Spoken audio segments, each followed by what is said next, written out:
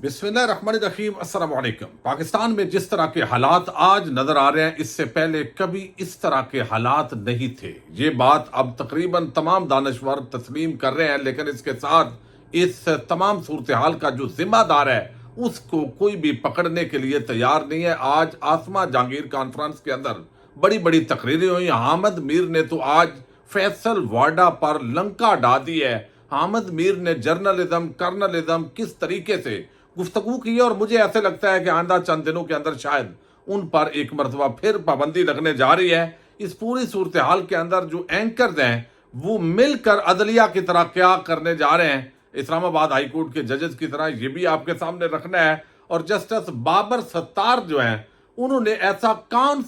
सा काम किया है, कौन सा कारनामा सर अंजाम दिया है कि ऑडियो लीक वाले जो है वो अब घबरा गए हैं और आज एक बड़ा कदम उठाया गया। उसकी कुछ तफसील भी इस वीडियो में आपके सामने रखनी है। वीडियो इंतहाई आम है। मैं उम्मीद करूंगा जिन दोस्तों ने चैनल को सब्सक्राइब नहीं किया, अगर वो मुनासिब समझें तो चैनल को सब्सक्राइब कर लें ताकि हर नई आने वाली अपडेट जो है वो आप तक मैं पहुंचा सकूं। इस वक्त आप देख रहे हैं कि ये जो दबाव है ये सिर्फ तहरीक इंसाफ पर नहीं है। अगरचे तहरीक इंसाफ को काउंटर करने के लिए जिस तरह के हथकंडे इस्तेमाल किए गए, जितनी फोर्स इस्तेमाल की गई,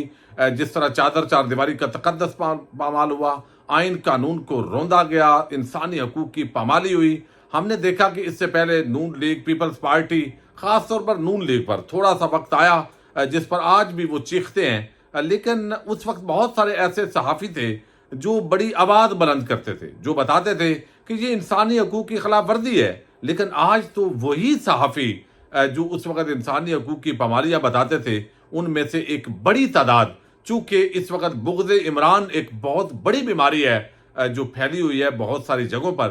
तो वो कहते हैं इनके साथ हो तो कोई मसला नहीं है। अब आप देखिए ऑडियो लीक का जो मामला है ये पाकिस्तान के अंदर बड़ी संगीन ऑडियो वीडियो मामला है। जजेस ने इस वक्त ऑडियोज़ और वीडियोज़ का जिक्र किया, नंगी वीडियोज़ का फिर मामला है। फिर आदम सवाती, उनके साथ जो कुछ हुआ, उन्होंने रोते हुए जो प्रेस कॉन्फ्रेंस की वो एक बहुत बड़ा थप्पड़ था। लेकिन जो ऑडियो लीक करते हैं या रिकॉर्ड करते हैं और उसके साथ ही जो फिर वीडियोस बनाते हैं वो अपने धंधे से बाज नहीं आ रहे। और ये एक इंतहाई आम मसला था जो बुशरा बीबी और साकब निसार के जो बेटे हैं उनके मबैन एक गुफ्तगू हुई और उसकी ऑडियो लीक हुई। और इस्लामाबाद हाई कोर्ट के अंदर जो है ये पटिशन दायर की गई कि ये बताया जाए कि ये जो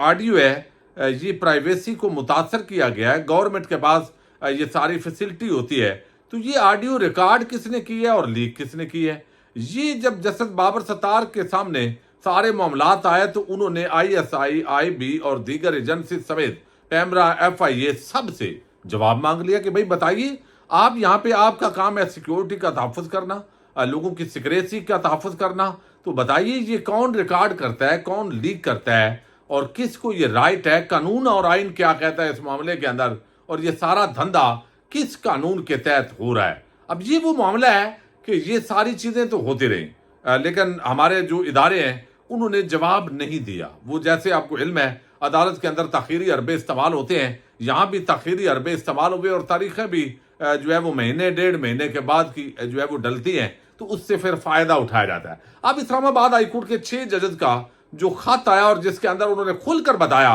कि किस तरीके से उनकी प्राइवेसी को मुतासर किया गया, उनके रिश्तेदारों को उठाया गया, टार्चर किया गया, नंगी वीडियोस का मामला, एक जज साहब के नंगी जो है वो मुबैना तौर पर बेडरूम की जो वीडियोस हैं वो दीगर जजेस को दिखाई गई और उनको भी प्रेशराइज करने की कोशिश हुई, तो वो सारे जज इकट्ठे हुए। अब ये जो चीज़ है इसके आने के बाद इस्लामाबाद हाई कोर्ट के 6 जजेस या 7 जजेस आप कह लें और एस्टैब्लिशमेंट वो इस वक्त आमने सामने है। तो इससे पहले वो जवाब तो नहीं मिला। कादी फायद ईसा तो मट्टी पाओ प्रोग्राम पे चल रहे हैं, लेकिन आज आप यूं समझिए कि जैसे एस्टैब्लिशमेंट ने उनमें से एक जज जस्टिस बाबर सत्तार जो है उनको जवाब दिया, और जवाब ये दिया है कि 4 मुतफरक दरखास्तें दायर की गई हैं जिनसे जवाब तलब किया गया था, जिसके अंदर एक दरखास्त पैमरा की है, एक दरखास्त जो है वो FIA, एक IB है इंटेलिजेंस ब्यूरो, एक और एजेंसी है मुतलका इदारा है, उसको कहा गया है। यानी उन्होंने आज दरखास्तें दायर की हैं और ये मुतफरक दरखास्तें हैं जिनके अंदर उन्होंने कहा है जी बाबर सत्तार साहब, हमें आप पर एतमाद नहीं है।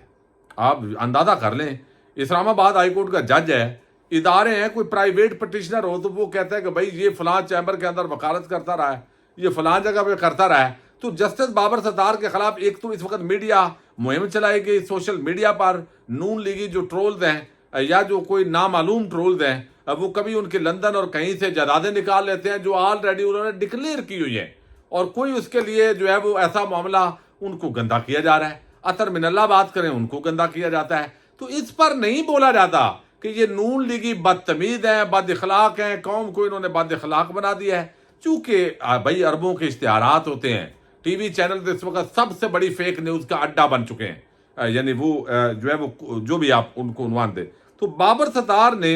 صحیح تیر نشانے پہ لگایا جب، تو اب ان کے خلاف کہا گیا جی آپ پر ہمیں اعتماد نہیں ہے۔ اب یہ بابر ستار جو ہے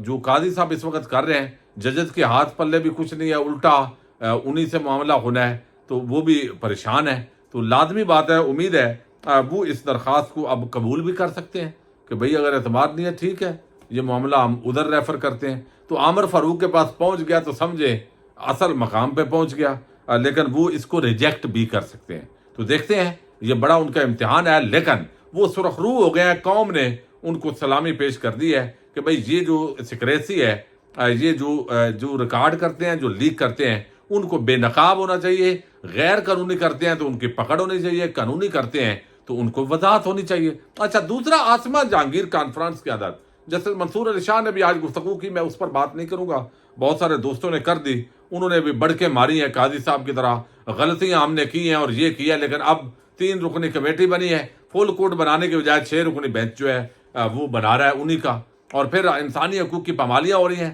وائلیشنز ہو رہی ہیں، تو آپ نے بھائی کیا کردار ادا کیا ہے؟ کبھی ریمارکس مہینے بعد اس طرح کے کر کے ہم بھی غلطیاں، بھائی ابھی جو ہو رہا ہے یہ غلطیاں نہیں ہیں، یہ جرم ہو رہے ہیں، پہلے تو ہوئی ہیں غلطیاں، اس میں اندر کتنے جرم تھے، کتنی غلطیاں، اس وقت تو کرائم ہو رہا ہے،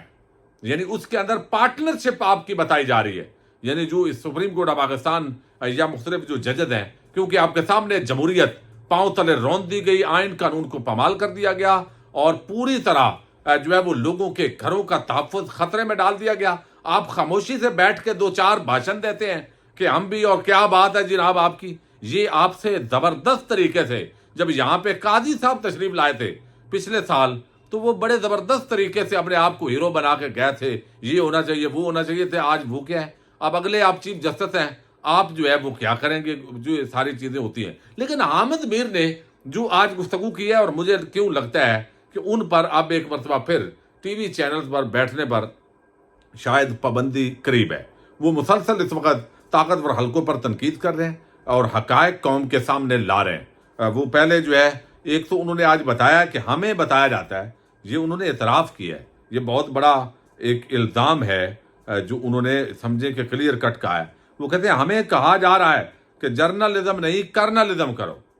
ٹھیک ہے، یعنی صحافت چھوڑو، جو کرنل صاحب جو ہے وہ کہتے ہیں اس کے مطابق چلیں۔ اس کا مطلب یہ ہے ان کا کہ اسٹیبلشمنٹ کی بڑی مداخلت ہے صحافت کے اندر، ٹی وی چینلز کو ہدایات ملتی ہیں، اور سیٹھوں کے یہ ٹی وی چینل جہاں پر مختلف اینکرز بیٹھ کے شو کر رہے ہیں، وہاں پہ جو ہے وہ کتنے باؤنڈ ہیں، کتنے پابند ہیں، اور کتنے وہاں جو ہے وہ پابندیاں ہیں۔ تو وہ انہوں نے یہ بھی آج بات کی ہے کہ بھئی ہمیں کہا جاتا ہے کہ یہ اینکر اس موضوع پہ کیوں نہیں بات کرتا، اس پہ کیوں نہیں کرتا، تو ہم بھی، وہ سیٹھوں کا چینل ہوتا ہے، ہم تو وہاں بیٹھے ہوتے ہیں، جتنا اپنی کیپیسٹی میں کر سکتے ہیں اس سے زیادہ نہیں کر سکتے۔ لیکن اب انہوں نے یہ بات کی ہے کہ ہم نے یہ فیصلہ کر لیا، جیسے اسلام آباد ہائی کورٹ کے ججز نے خط لکھا، اب انہوں نے کہا جی ہم یہ کرنا چاہیے، یہ طریقہ کار سپریم کورٹ کو لکھ کے دیا ہے، تو اب انہوں نے کہا ہے کہ ہم نے اب یہ فیصلہ کیا ہے کہ اب ہم ایک اینکرز کا فورم بنائیں گے، تنظیم بنائیں گے، جو اینکرز ہوں گے وہ اس تنظیم کے ممبر ہوں گے، اور ہمیں کہیں سے کال آئے گی، ڈکٹیشن آئے گی، کہیں پہ کوئی دھمکی دے گا کہ آپ نے یہ بات کرنی ہے، یہ نہیں کرنی، تو ہم عوام کے سامنے لے کر آئیں گے۔ دیکھتے ہیں جی، اچھی کوشش ہے، آرگنائزیشن ہونی چاہیے، لیکن اس پہ بھی کتنا جو ہے وہ جو سلیم صافی ہے وہ کتنا عمل کرے گا، جو عادل شاہ زیب ہے وہ کتنا عمل کرے گا، انصار عباسی کتنا عمل کر کے دکھائے گا، اسی طرح کچھ اور بڑے بڑے چہرے ہیں، وہ کیا عمل کریں گے، یہ تو آنے والا وقت بہرحال بتائے گا۔ دوسری طرف انہوں نے کہا جی احمد میر نے کہ یہ اس وقت صحافت انسانی حقوق کی جو پامالیاں اس وقت ہو رہی ہیں، جو اس وقت صحافیوں کو تھریٹس ہیں، جو صحافت پر اس وقت دباؤ ہے، یہ پہلے اس سے پہلے ضیاء الحق یا مشرف ان ادوار کے اندر بھی اس طرح کے کام نہیں ہوئے جو اب ہو رہے ہیں۔ لیکن اس کے لیے ہمیں آواز بلند کرنی ہے، اور ساتھ انہوں نے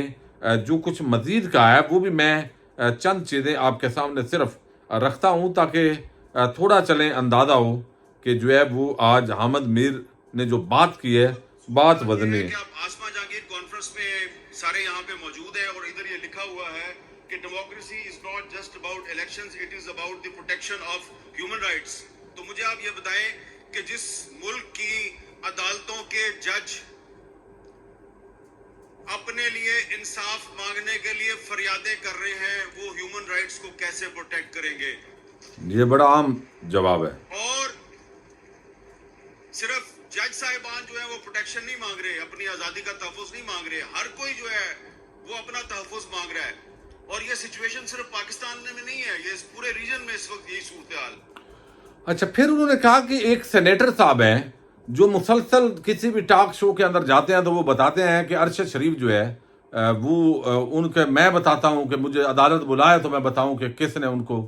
قتل کیا ہے۔ تو یہ ایک بڑا سنگین معاملہ ہے، اور ہم صحافی تنظیمیں اس کے اندر کردار ادا نہیں کر سکے، ہم نے کوئی تحریک بپا نہیں کر سکے۔ ارشد شریف کو انصاف دلانے کے لیے کمیشن بنا، عدلیہ کے اندر سماعت ہوئی، پھر لمبی سماعت، اور وہ معاملہ دب گیا، اور یہ بڑے افسوسناک صورتحال ہے۔ لیکن وہ سینیٹر صاحب جو ہے وہ روز آ کے یہ بھاشن دے دیتے ہیں۔ تو لہذا آج میں نے اسلام آباد ہائی کورٹ کے اندر ایک پٹیشن دائر کر دی ہے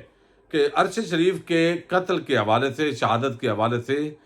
جس کے بعد جو ثبوت ہیں وہ اسلام آباد ہائی کورٹ کے اندر اس کو جو ہے وہ پیش کرنے چاہیے۔ اب یہ بڑا عام معاملہ ہے۔ ایک تو ہے سرکمسٹانشل ایویڈنس۔ سرکمسٹانشل ایویڈنس یہ ہے کہ ارشد شریف کو پاکستان کی زمین تنگ کس نے کی، 18-20 مقدمات کس نے بنائے، ان کو پاکستان کیوں چھوڑنا پڑا، پھر دبئی کی حکومت کو کس نے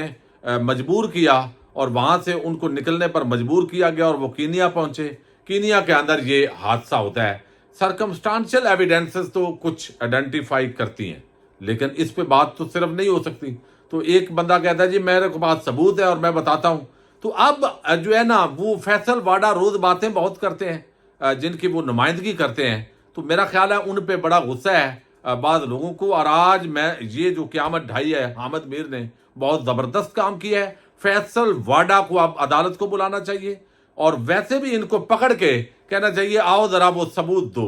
یعنی وہ تو عمران خان کے ساتھیوں یا صحافت کے اندر سے کچھ لوگوں پر لگا دیں گے کہ جناب یہ ہے، الزام لگانا کافی نہیں ہوتا بھائی، کچھ نہ کچھ تو اس کے اندر جان ہونی چاہیے۔ تو یہ فیصل واڈا اب مزید ایکسپوز ہونے جا رہا ہے، اور جو روز تڑیاں لگاتا ہے پی ٹی آئی کو بھی، عمران خان کو بھی، یہ ہے، اور جو اس کو سبق پڑھایا جاتا ہے نون لیگ والے بھی اس سے ڈرتے ہیں، چونکہ محسن نقوی اور انوار کاکڑ اور یہ جو فیصل واڈا ہیں یہ ایک ہی جماعت کے نمائندے ہیں۔ تو اب اس کے حوالے سے ایک سرد یا براہ راست جو جنگ ہے اس کا آپ سمجھیں آغاز ہوا ہے۔ دیکھتے ہیں فیصل واڈا کے پاس کچھ ہے یا نہیں، لگتا نہیں ہے کہ کچھ ہو۔ پاکستان زندہ باد، پاک فوج پائندہ باد۔